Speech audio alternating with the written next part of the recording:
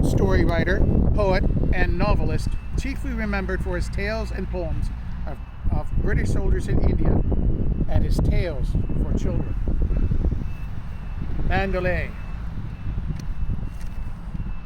By the old moonblind pagoda, looking eastward to the sea, there's a Burma girl a-settin', and I know she thinks of me, for the wind is in the palm trees, and the temple bells they say, "Come you back, you British soldier, come you back to Mandalay. Come you back to Mandalay, where the old flotilla lay. Can't you hear their paddles chunking from Rangoon to Mandalay? On the road to Mandalay, where the flying fishes play, and the dawn comes up like thunder out of China across the bay." Her petticoat was yellow, and her little cap was green, and her name was Supiola, just the same as Thebo's queen.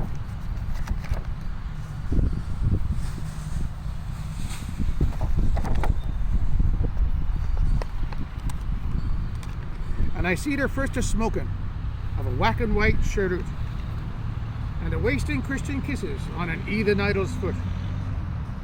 Bloomin' idol made of mud, what they called the great god Bud. Welky got she cared for idols when I kissed her where she stood. On the road to Mandalay, where the flying fishes play, and the dawn comes up like thunder out of China across the bay. When the mist was on the rice fields and the sun was dropping slow, she'd get her little banjo and she'd sing Kulalo-lo. With her arm upon my shoulder and her cheek again my cheek, we used to watch the steamers and the hathis piling teak, elephants a piling teak, and the sludgy, squudgy creek, where the silence hung that heavy he was half afraid to speak. On the road to Mandalay, where the flying fishes play, and the dawn comes up like thunder out of China across the bay. But that's all shoved behind me long ago and far away, and there ain't no buses running from the bank to Mandalay. And I'm learning here in London what the 10-year soldier tells. And you've heard the Easter calling, you won't never eat nothing else. No, you won't eat nothing else but them spicy garlic smells, and the sunshine, and the palm trees, and the tinkly temple bells. On the road to Mandalay, where the flying fishes play, and the dawn comes up like thunder out of China across the bay.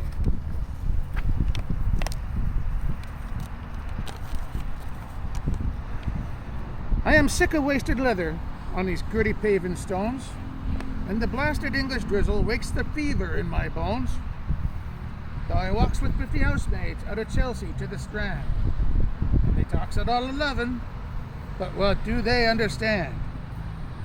Beefy face and grubby, and law, what do they understand? I've a neater, sweeter maiden in a cleaner, greener land. On the road to Mandalay, where the flying fishes play, and the dawn comes up like thunder out of China across the bay.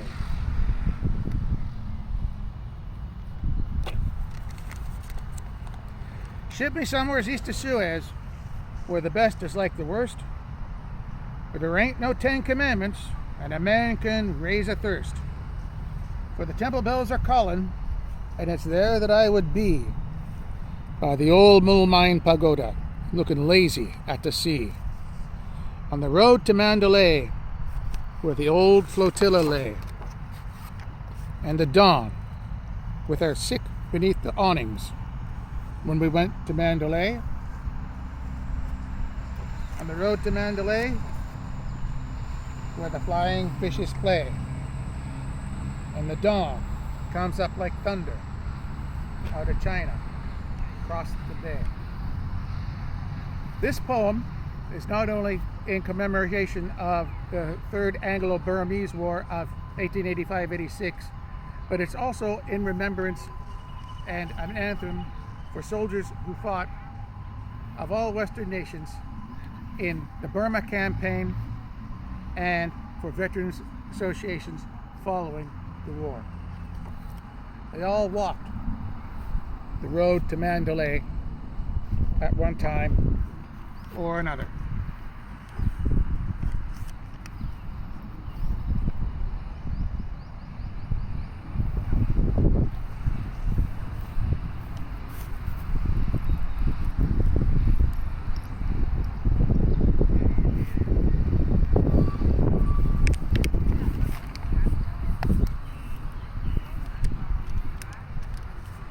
Ladies and gentlemen, the King, the American Constitution, the Rewa Emperor, and the King and Queen of Thailand.